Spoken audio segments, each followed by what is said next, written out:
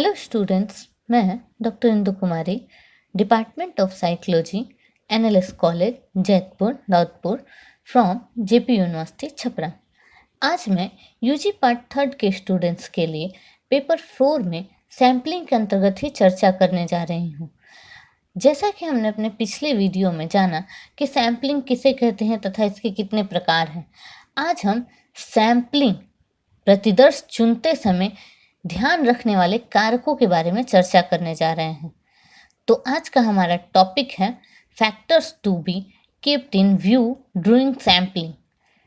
तो आज हम यह जानेंगे कि वो कौन कौन से कारक हैं जिन पर ध्यान देना आवश्यक है प्रतिदर्शन चुनते वक्त, सैम्पलिंग चुनते वक्त उन सारे कारकों पर। जब कोई शोधकर्ता किसी शोध को करने के लिए जब प्रतिदर्श सैंपल का चयन करता है तो कुछ खास बातों पर उसे ध्यान देनी पड़ती है। उसके अंतर्गत सबसे पहला पॉइंट है कि जीव संख्या का आकार, साइज ऑफ पॉपुलेशन। अगर जीव संख्या का आकार छोटा है, जैसे मान लेते हैं कि मात्र 200 लोग हैं या 300 लोग हैं पूरे जीव संख्या में, तो ऐसी परिस्थिति में सामान्यतः यह देखा गया है कि शोधकर्ता सभी सदस्यों को अपने अध्ययन में शामिल कर लेता है और तब प्रतिदर्शन का प्रश्न नहीं उठता, तब सैम्पलिंग की कोई बात ही नहीं आती, क्योंकि वो पूरे लोगों पर ही वो पूरा जो परीक्षण है इस्तेमाल कर लेता है। परंतु जब जीव संख्या का जो आकार है वो बड़ा हो, जैसे मान लीजिए कि वो 10,000 हो या इससे भी अधिक हो, तो शोधकर्ता उससे अपने अध्ययन के लिए एक उपयुक्त आकार देगा, एक सैंपल चयन करेगा जितना उसको चाहिए। अतः जीव संख्या का आकार जब जीव संख्या का आकार बड़ा हो तो प्रतिदर्शन करने की बात आती है, तब सैंपल चुनने की बात आती है।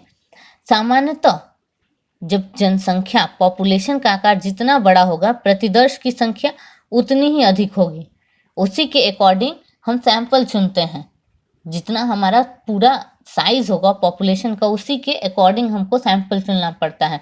तो जितना अधिक होगा जीव संख्या का आकार बड़ा, उतना बड़ा सैंपल होगा, जितना छोटा होगा उतना छोटा हमारा सैंपल होगा। तो ये पहला पॉइंट है। दूसरा पॉइंट है कि प्रतिदर्शन की कीमत, कॉस्ट ऑफ सैंपलिंग।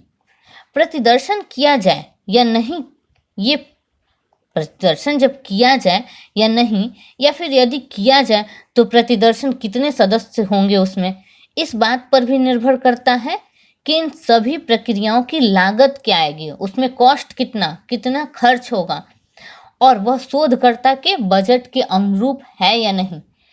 जो शोध कर रहा है शोधकर्ता, वो इस बजट के अकॉर्डिंग सारी चीज़ें कर पाएगा या नहीं कर पाएगा, ये सारी बातों को भी देखना पड़ता है।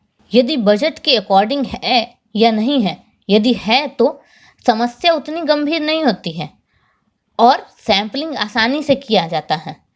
परंतु अगर उसके बजट के अकॉर्डिंग नहीं है तो शोधकर्ता को उसी के अनुसार, उसी के अनुरूप क्या करना पड़ता है, सैंपलिंग प्लान करना पड़ेगा और उसमें परिवर्तन करना पड़ेगा सैंपलिंग की परियोजना में। तो ये चीज़ें भी कि कॉस्ट को भी, सैंपलिंग के कॉस्ट को भी ध्यान में रखना पड़ता है, जो सैंपलिंग को प्रभावित करते हैं। तीसरा है सैंपलिंग करते समय प्रभावित करने वाले कारक। तीसरा पॉइंट है जीव संख्या के सदस्यों की पर्याप्तता, accessibility of member of population. प्रतिदर्शन करते समय तीसरी बात जो ध्यान में रखना आवश्यक है वो यह है कि जीव संख्या के सदस्यों का स्वरूप ऐसा होना चाहिए कि उन्हें आसानी से प्राप्त हो। जो सैंपल हम लेना चाह रहे हैं वो आसानी से प्राप्त हो जाए। यदि वे शोधकर्ता के लिए दुर्लभ हो तो वैसी परिस्थिति में क्या होगा, प्रतिदर्शन में सम्मिलित नहीं किया जा सकता है उनको, और तब शोधकर्ता को अपनी विशेष परियोजना में क्या करना पड़ेगा, परिवर्तन करना पड़ेगा, चेंज लाना पड़ेगा। तो ये बातें भी ध्यान रखने योग्य हैं। तो ये 3 पॉइंट्स हैं जो कि प्रतिदर्शन करते समय उसको प्रभावित करते हैं, ये प्रभावित करने वाले कारक हैं। तो स्पष्ट है कि सैंपलिंग करते समय यदि उपयुक्त इन 3 बातों का ध्यान रखा जाए तो इससे क्या होगा, प्रतिदर्शन का स्वरूप अधिक क्या होगा, शोधनीय होगा। तो इस तरह से हमने जाना कि प्रतिदर्शन करते समय ध्यान में रखने वाले कारक कौन कौन हैं। आगे हम सैंपलिंग से रिलेटेड कुछ अन्य पहलुओं के बारे में जानेंगे। आज के लिए इतना ही, धन्यवाद।